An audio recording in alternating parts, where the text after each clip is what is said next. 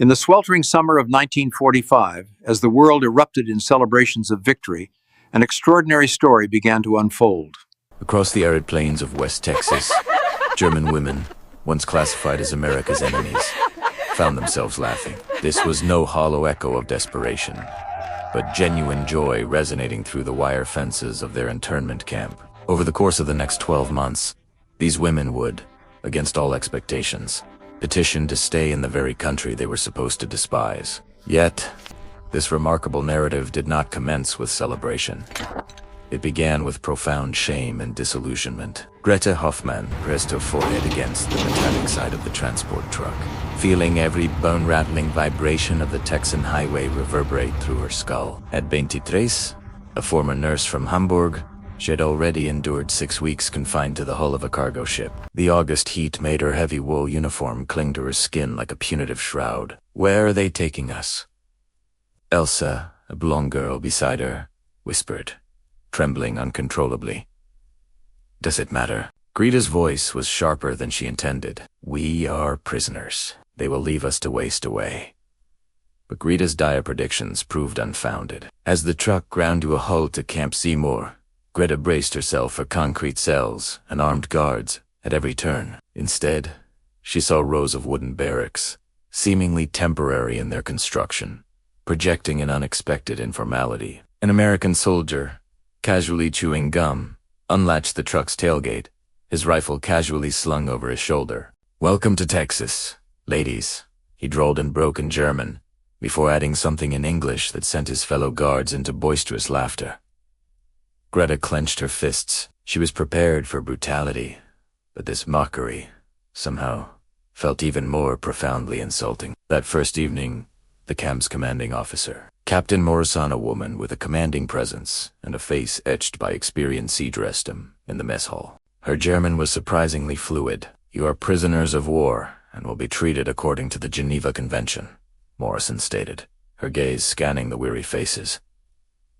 "You will work. You will obey the rules. But you will also be treated as human beings." Greta wanted to scoff at the word human. Stripped of her identity, her nation, her very humanity seemed an illusion. "Tomorrow, your orientation will begin," Morrison continued. "You will learn about this facility, your work assignments, and your rights as prisoners of war." The term felt like a bitter jest. Later that night, Greta lay on her bunk in Barracks No. 7, staring at the unfinished wooden ceiling. Through the thin walls, she could hear Elsa's soft sobs. In the darkness, others whispered, their voices carrying fragments of fear and confusion. "My sister told me Americans torture prisoners," one woman murmured. "I heard they work you until you drop dead." Greta closed her eyes, her mind flashing back to Hamburg. The relentless bombings. The hospital where she'd tried to save soldiers who berated her for the scarcity of morphine, and the day British soldiers arrived when she raised her hands, expecting a bullet. Instead, they had offered her water. The war, and indeed the world, made no sense. The following morning, Greta felt her certainties begin to unravel. Captain Morrison led them through the camp in the cool morning air. Greta crossed her arms, determined to show no weakness or curiosity. Yet, her eyes betrayed her, darting to absorb every detail. The barracks were spotlessly clean, remarkably so. Every window boasted real glass, not bars. The mess hall was perfumed with the rich aroma of real coffee, not the burnt grain substitute she had endured for years. "This is the medical facility." Morrison indicated a white building. "Dr. Chun is in charge here. Any health concerns, you report immediately. Prisoners of war have docked." The question escaped Greta's lips before she could stop it. Morrison turned, her expression impassive. "You are prisoners, not animals. There is a difference." Further into the tour, they passed an open field where American soldiers were engaged in a game of baseball. Their boisterous laughter carried across the dusty expanse and over the fence. One soldier, noticing the procession, offered a casual wave. Several of the German women visibly recoiled, unsettled by such an unexpected display of informal friendliness. "Your work assignments begin Monday," Morrison continued, bringing them back to the itinerary. "Some of you will work in the camp laundry, others in food preparation, and some will provide agricultural support for local farms." "Farms?" Elsa's voice was faint, tinged with a nascent hope. "This is Texas, Miss Brandt," Morrison replied, referring to Elsa Brandt. "This land is defined by its farms and ranches. The men are all overseas, and the work can't stop." Morrison paused before a bulletin board covered with official papers. "You will be paid for your labor. Script, not dollars, but exchangeable at the camp store." Greta's mind raced. Paid she had anticipated forced labor, punishment, degradation. This felt like an elaborate snare, poised to ensnare. The orientation resumed in a proper classroom complete, with chairs and a blackboard. A young American woman named Miss Patterson taught them basic English phrases. "Hello, thank you, excuse me." Greta refused to speak, but she listened. Around her, other women hesitantly echoed the words, their thick German accents struggling with the unfamiliar sounds. "Very good," Miss Patterson beamed, a warmth that treated them more as students than as adversaries. During the lunch break, Greta found herself seated across from Marguerite, an older woman who had once been a teacher in Berlin. "What do you make of this?" Greta murmured, prodding the beans on her plate with a spoon. The food was unpretentious, but abundant, more than she had seen in years. Marguerite's eyes were guarded. "I imagine they want something from us." "Obviously, but what?" "Perhaps." Marguerite leaned in closer, her voice subdued. "Perhaps they want us to forget who we are and become Americans." The thought sent a shiver down Greta's spine. Forget Hamburg, her parents, her brother lost at Stalingrad, her nation, never. However, an incident that afternoon challenged Greta's cynical assumptions. A small girl appeared at the fence. She looked no older than 7, with brown pigtails and a dust-smudged yellow dress. Pressing a face against the diamond-patterned mesh of the fence, she peered curiously at the German women. "Mama says you're from Germany," the little girl announced in English. No one responded. They had been warned not to approach the fence, not to interact with civilians. But the girl didn't leave. She pulled something wrapped in wax paper from her pocket. "I brought cookies. Mama made too many." She pushed the package through a gap in the fence and then ran off, before anyone could react. Greta stared at the cookies, fallen in the Texas dust. Chocolate chip, still warm. "It's a trick," she insisted.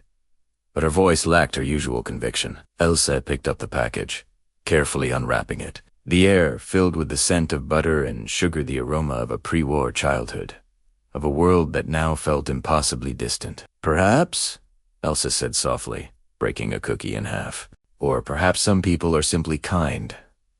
Greta wanted to argue, to preserve her hardened shell of cynicism and anger, but she was too weary, tired of hatred, tired of fear, tired of a war that had eroded everything. She accepted the half-cookie Elsa offered. It tasted of forgiveness, and that, more than any punishment, terrified her. That night, lying on her bunk, Greta made a decision. She would survive this camp, do her work, and await repatriation to Germany. She would not allow America to seduce her with kindness, cookies, and unassuming smiles. She would not forget who she was. But Texas, it seemed, had other plans for Greta Hoffmann. On Monday morning, work assignments were posted on the bulletin board. Greta scanned the list, finding her name under agricultural support for Dawson Ranch.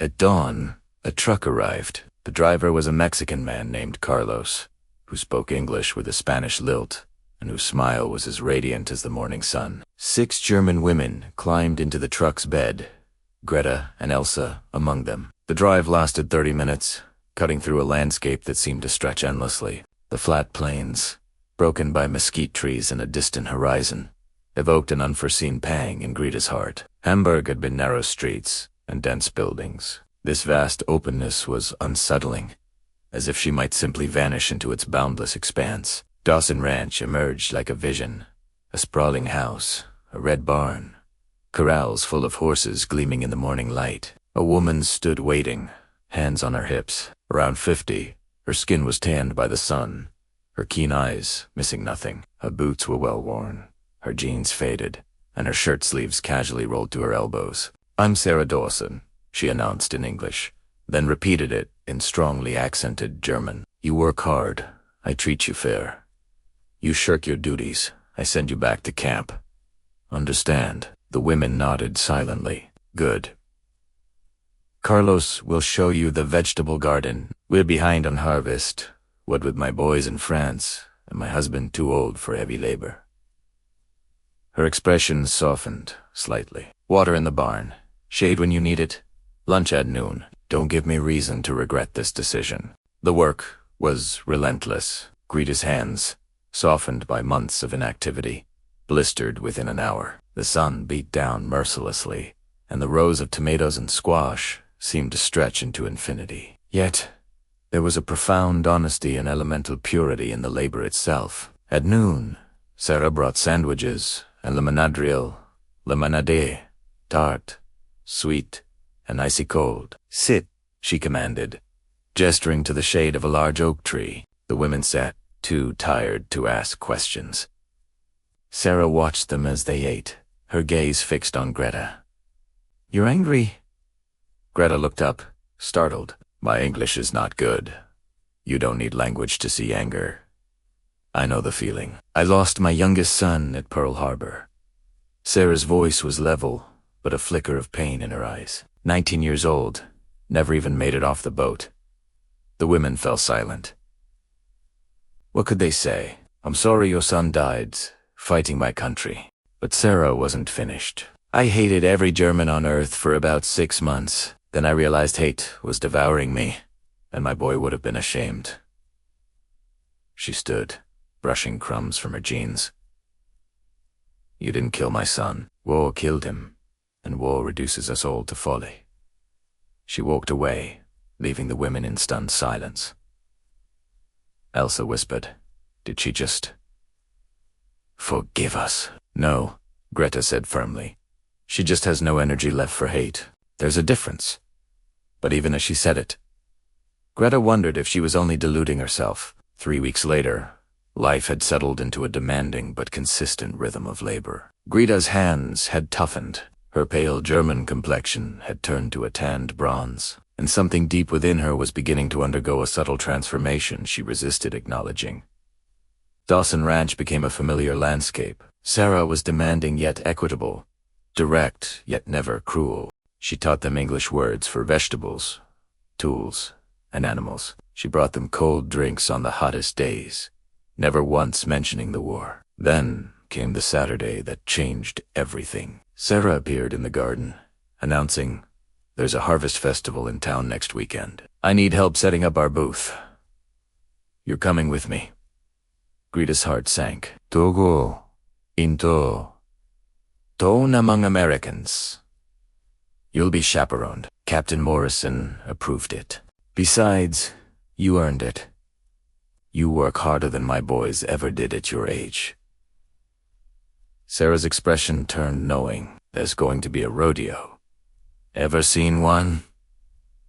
The women shook their heads. "Well, you're in for a show then." "Pure, Texas." Sarah paused, surveying their apprehensive faces. "I know you're scared, but I promise you, no one in Seymour is going to hurt you. They might be curious, but they won't be cruel." That night, Greta lay awake, her mind a maelstrom of thoughts. To leave the camp, to walk among Americans who had every reason to hate her, it felt like walking into a lion's den. But another part of her, a part she had tried to suppress, whispered, "What if it isn't a den? What if it's a door?" The day of the harvest festival dawned bright and hot. The German women wore their best clothes, standard prison issue, yet impeccably clean and pressed. Captain Morrison and 2 guards accompanied them, the guards displaying more ennui than vigilance. Seymour was a small, dusty town, yet it thrummed with activity. Stalls lined Main Street, selling everything from pies to leather goods. Children darted through the crowd, their laughter clear and bright. A band played country music, a stark contrast to the martial music Greta had grown up listening to. People stared, of course. They stared, but no one threw rocks. No one spat. A few offered polite nods. One old woman even smiled. Sarah put them to work, arranging vegetables and preserves at the Dawson Ranch booth. The familiar task was grounding. Greta focused on perfecting the display, trying to ignore the inquisitive stares. Then, a cautious voice speaking German said, Those tomatoes look beautiful. Greta looked up to see the face of a young American soldier, about 25, with gentle eyes and a Purple Heart medal pinned to his uniform. "Thank you," she managed in English. He continued in broken German. "I was in Germany, near Munich. Beautiful country. Terrible war." He bought some tomatoes he probably didn't need, then walked away, leaving Greta unsettled. Beautiful country. Terrible war. Such simple words. Such profound absolution. At 3 o'clock, the rodeo began, and Sarah ushered them toward the arena like a protective matriarch. "You haven't lived until you've seen a Texas rodeo. Say, declared. What Greta saw next would resonate in her memories in the most profound way. The arena was a vibrant circle of dust and aspirations, surrounded by wooden grandstands packed with cheering Texans. The air smelled of popcorn and livestock, mixed with the earthy scent of churned soil from thundering hooves. Greta sat between Elsa and Marguerite, her heart pounding for reasons she couldn't articulate. "Ladies and gentlemen," the announcer's voice boomed over the loudspeakers, "welcome to the Seymour Harvest Rodeo." The crowd erupted. Greta flinched at the sudden clamor, then forced herself to sit upright. She couldn't show fear. Not here. Not anywhere.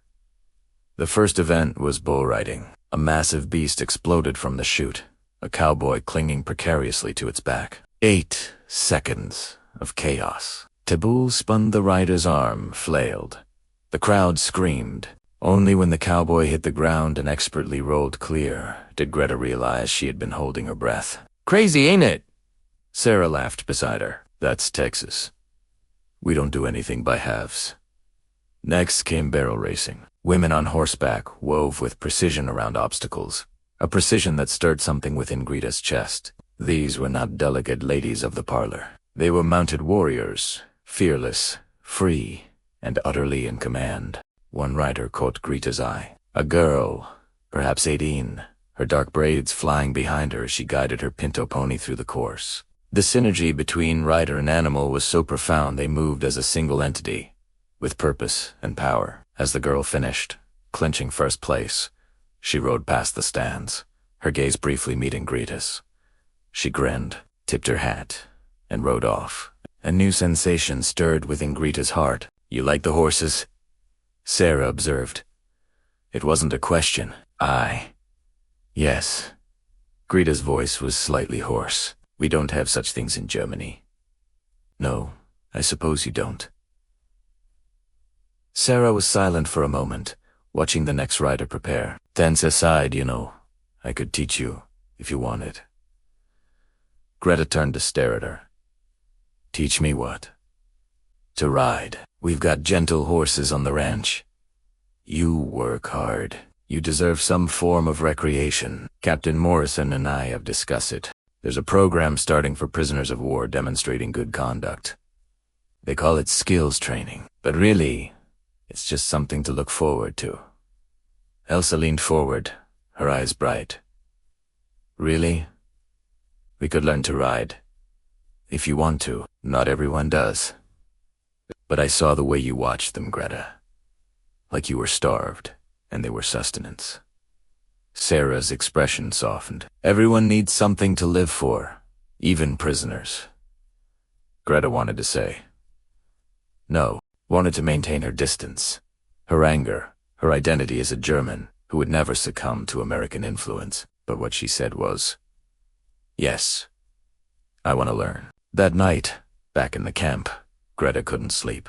The image of the girl on the pinto pony continually replayed in her mind, the evocative sensation of wind, speed, and unbridled freedom. For the first time since the war began, she yearned for more than mere survival. She yearned to soar. The riding lessons began the following Saturday. Sarah led Greta, Elsa, and 2 other women to a corral where 4 horses, already saddled, awaited them. They were nothing like the agile racing horses from the rodeo arena. These were dependable farm work horses, robust and patient. "This is Buttercup."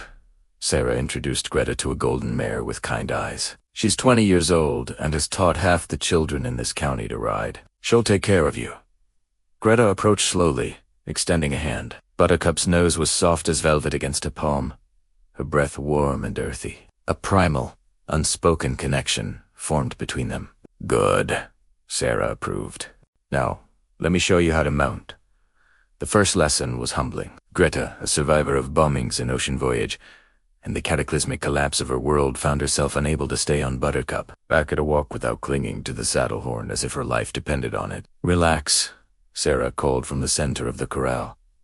You're rigid as a plank. The horse feels your tension. Breathe, Greta. Just breathe. Easier said than done. Every muscle in Greta's body protested with every fiber. She felt too high, too exposed, too vulnerable. But Buttercup patiently ambled onward, and gradually, so gradually that Greta barely noticed, her death grip on the saddle eased. Much better, Sarah's voice held approval. Now, feel her rhythm. Let your hips move with her. You're dancing, not fighting. Dancing. The word was absurd. But as Greta focused on the mare's steady gait, a realization dawned. Her body began to follow the motion, anticipating it, merging with it. By the end of the hour, she was smiling. Elsa, dismounting from her own horse, a gentle giant named Moose, was in tears. I forgot, she whispered. For a whole hour, I forgot the war. I forgot I was a prisoner. I just was. Greta understood with profound clarity. The lessons continued every Saturday. The walk became a trot. A trot. A canter. The women's confidence grew with each session, their laughter replacing the silence of their early weeks in camp. Sarah proved to be a disciplined yet patient instructor. She corrected posture, explained commands, and demonstrated techniques with the natural grace of someone born in the saddle. Beyond the riding, she shared stories of her sons, her late husband, the history of the ranch, and the land she loved so deeply.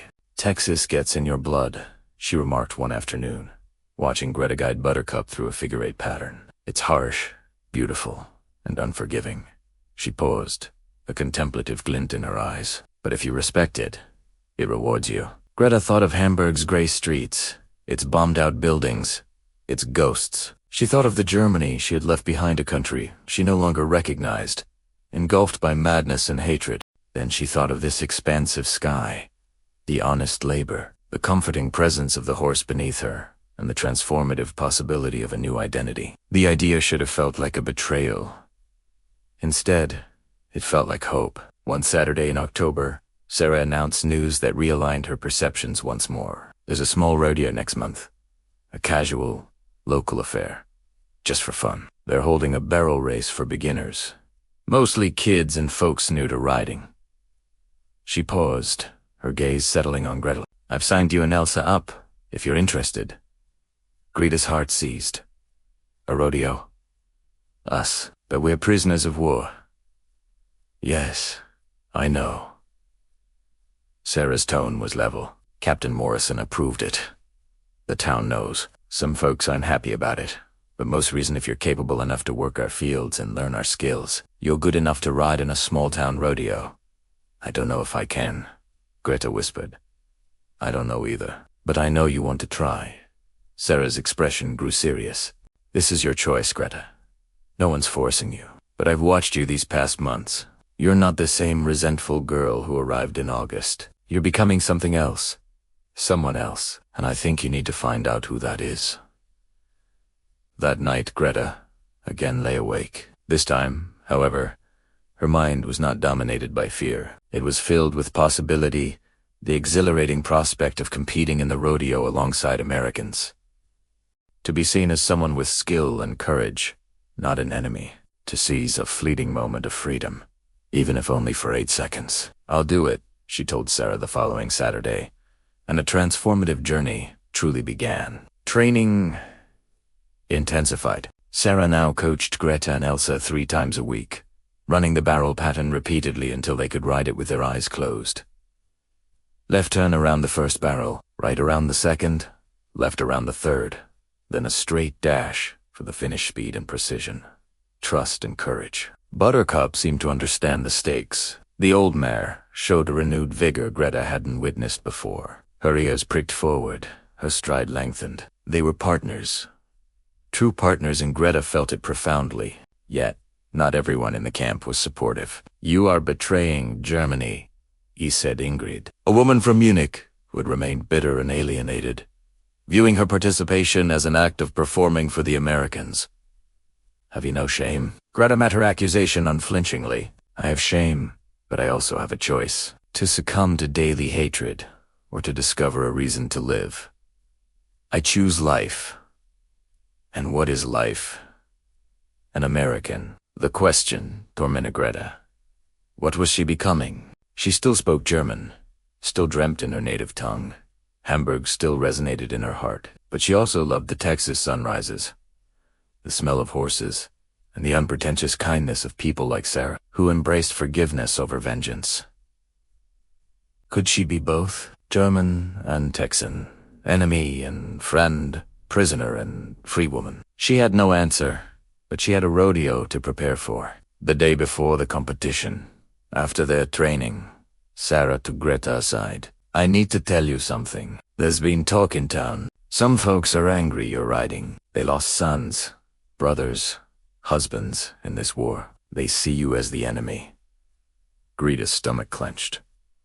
"Should I pull out?" "That's up to you. But I'll tell you what I told them. You are not the enemy. You are a young woman ensnared by a war not of her making, doing her best to live with dignity. If they can't see that, that's their blindness, not your failing.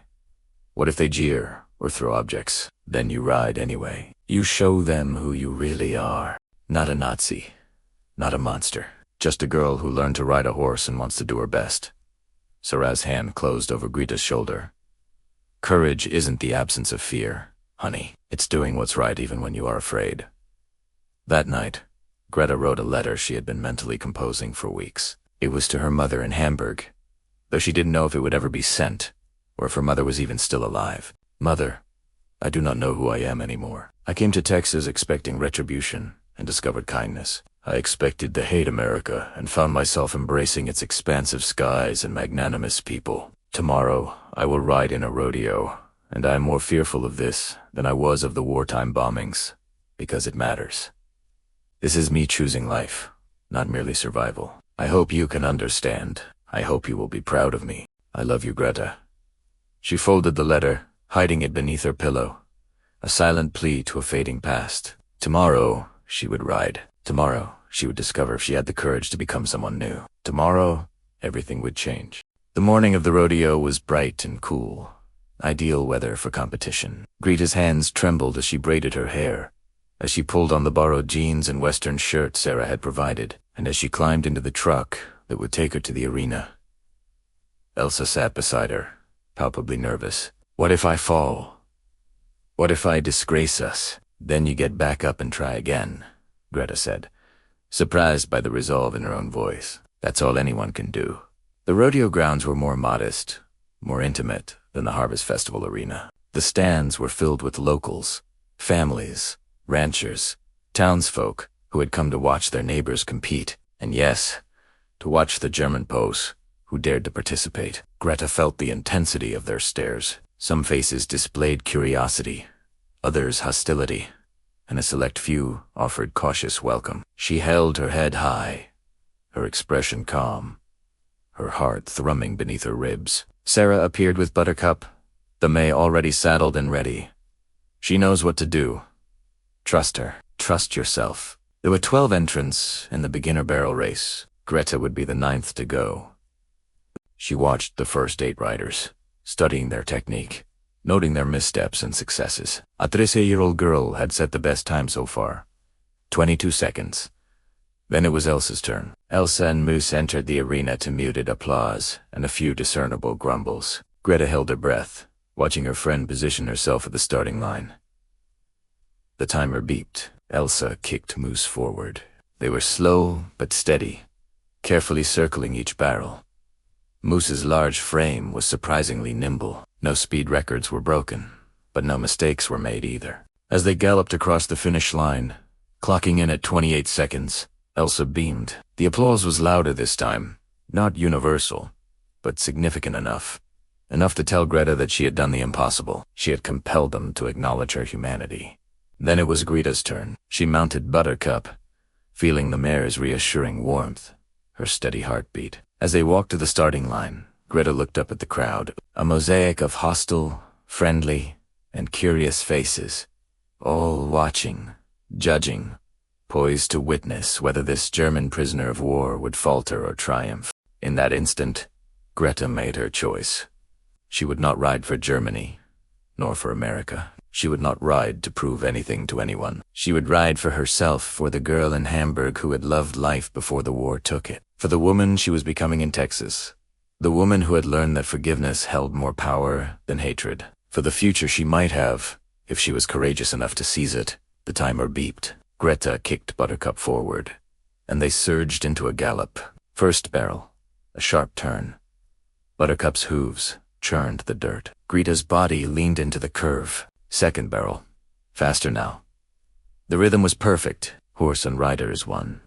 Third barrel, the cacophony of the crowd receded to a mere hum. Everything narrowed to this moment, this motion, this flawless synergy. Then, the straight dash for the finish. Buttercup surged into a full-speed run. Greta's braids flew out behind her, a smile of pure exhilaration blooming on her face. They crossed the finish line in 21 seconds, momentarily clinching first place. Silence. Then the arena erupted in cheers. Not everyone cheered, but enough did to matter. Enough to tell Greta that she had done the impossible. She had compelled them to acknowledge her humanity. Sarah met her at the exit, tears streaming down her experienced cheeks. My good girl, my Texas girl. In that moment, Greta understood the profound truth that had been blossoming in her heart for months. She didn't want to go back to Germany. She wanted to stay here, in this challenging yet beautiful land, among these complex and magnanimous people, to forge a new life from the ashes of war. She wanted to be an American. In the weeks following the rodeo, work, writing, and deliberate, hopeful conversations about the future intertwined. Greta learned that some prisoners of war were being offered the chance to remain in America after the war officially ended. Employer sponsorship, avenues for immigration, opportunities to build new lives. Sarah Dawson offered to sponsor Greta and Elsa. I need hands on the ranch, she declared plainly. My boys may not come back, or if they do, they might not want to run it anymore. You two have demonstrated your worth. You work hard, you learn fast, and you've earned your place here. Greta wanted to say yes immediately, but the burden of her past made her hesitate. My family. My mother may still be alive in Hamburg. How can I abandon her? Sarah's expression was radiant with understanding. You're not abandoning anyone. You're surviving. When conditions stabilize in Germany, you can bring her over. Bring her here. Give her a new life too. This vision blossomed in Greta's mind, vibrant as a desert bloom. Her mother here, in Texas, safe, fed, away from the rubble and ignominy of a defeated Germany. It could be real. It truly could be real. But first, she needed to understand a question that had lingered since her arrival. Why? Greta asked Sarah one evening as they groomed the horses together. Why did you help us? Why did you teach us? Sponsor us? Fight for us? We were the enemy. We came from the country that killed your son. Sarah was silent for a long time, her hands steady on the horse's coat. When she finally spoke, her voice was heavy with emotion. Because hate is easy, and forgiveness is hard. Because my boy died believing in freedom and dignity for all people, and I won't disgrace his memory by reducing people to mere enemies. Instead of recognizing their inherent humanity, she looked at Greta, ergasse, firm. You didn't kill my boy. War killed him, and the only way to beat war is to choose love every day, even when it hurts. Asterisk, especially asterisk when it hurts. Greta felt tears tracing paths down her cheeks. I don't deserve your kindness. None of us deserve the kindness we get. That's grace. Sarah enveloped Greta in a hug, and Greta allowed herself to be held, allowed herself to weep for all she had endured and all she had discovered. When she finally pulled away, Sarah smiled. So, what's your answer? Are you staying in Texas? Greta thought of Hamburg's ruins. She thought of the Germany that had betrayed its populace, instigated a war that claimed millions, and devolved into a nightmare she no longer recognized. Then she thought of the Texas sunrises, the honest labor, and the horses that had taught her to soar. She thought of the country that had accorded its prisoners respect, extended second chances, and revealed the true essence of freedom. "Yes," Greta said. "I will stay. I will become an American." Sarah's smile could illuminate the entire prairie. "Welcome home, darling." Welcome home. The paperwork extended for several months. The war officially ended. Camps began processing prisoners of war for either repatriation to their homeland or immigration. Some Germans chose to return home, unable to conceive of a life elsewhere. Others, like Greta and Elsa, chose to remain. There was resistance during this period. Angry letters to newspapers, protests from veterans groups, mutual accusations of betrayal from both sides. Germans viewing them as traitors, Americans viewing them as undeserving adversaries. But there was also support. From Sarah and Captain Morrison. From the townspeople who had watched Greta ride in the rodeo. From the little girl who had offered cookies through the fence. From the Americans who understood that peace necessitated forgiveness, and forgiveness, courage. On a spring morning in 1946, Greta Hoffmann stood in a courthouse in Seymour, Texas, and pledged allegiance to the United States of America. Her hand trembled as she placed it over her chest. Her voice wavered as she uttered the oath. Yet every word resonated with profound sincerity. Afterward, Sarah hosted a party at the ranch. Neighbors came, a mix of curious observers and genuinely welcoming faces, all prepared to extend a chance to these former prisoners. There was barbecue, music, and laughter resonating across the prairie. Greta stood on the porch, watching the sun set over the land that was now her home. Elsa walked over, linking her arm through Greta's. "Do you think we made the right choice?" Elsa whispered. Greta thought of the girl she had once been, enraged, shattered, lost. She thought of the woman she had now become, resilient, optimistic, free. "Yes," she said. "We chose life. We chose hope. We chose to believe that people are more than their worst moments, and nations transcend their worst leaders. We chose Texas." Elsa smiled. "We chose Texas. God help us all." They stood together as the sky transformed into hues of gold, purple, and indigo. Stars began to emerge, and the prairie wind carried the fragrance of mesquite and the promise of possibility. Greta Hoffmann had arrived in Texas as a prisoner. She would remain an American, forging a life imbued with purpose and joy in the years to come, bringing her mother over from the ruins of Germany, raising horses and children on this land she had grown to love. Though Hamburg would forever remain a part of her, she would never regret Texas. For sometimes, the most profound victories are not won on the battlefield.